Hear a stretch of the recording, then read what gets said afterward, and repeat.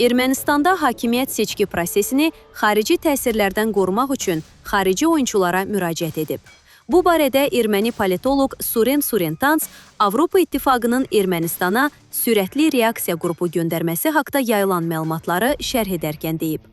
Avropa İttifaqının Xarici İşlər naziri Kaja Kallas bir müddət öncə bildirmişdi ki, parlament seçkilərindən əvvəl potensial təhdidlərin qarşısını almaq məqsədi ilə Ermənistana sürətli reaksiya qrupu göndərəcəklər.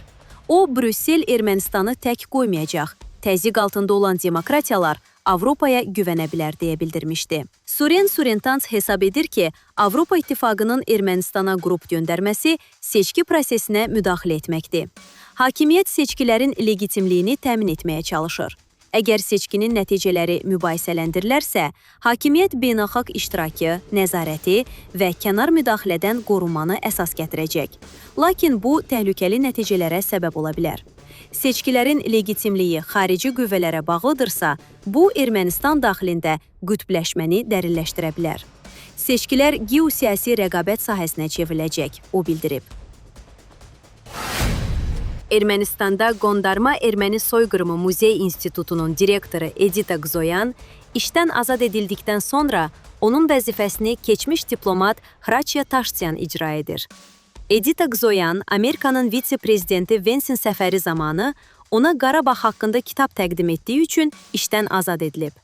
Ermənistanın baş naziri Nikol Paşinyan direktorun bu addımının sülhə və hökumətin siyasətinə zidd olduğunu bildirib. Ermənistan mediası Qzoyanı əvəz edən keçmiş diplomat Hraçya Taştyanın Azərbaycanla gizli danışıqlarda iştirak etdiyi iddiasını yayıb. Xraparak nəşri iddia edir ki, Taştyan 2018-2019-cu illərdə Paşinyanın aparatında köməkçi işləyərkən Azərbaycanla gizli danışıqlarda iştirak edib. O, baş nazirin aparatında xarici əlaqələr şöbəsinin müdiri işləyib.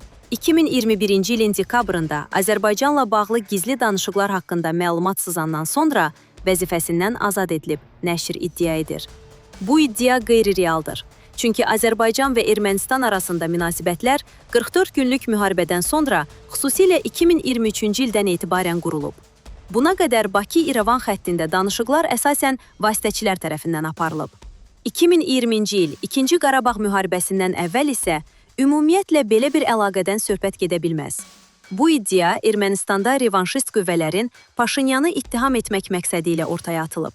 Dəyərli izləyicilər, ölkə və dünya gündəmi ilə bağlı xəbərlər təqdim etməyə davam edəcəyik. Öz fikirlərinizi şərh bölümündə qeyd etməyi unutmayın. Sağlıqla qalın.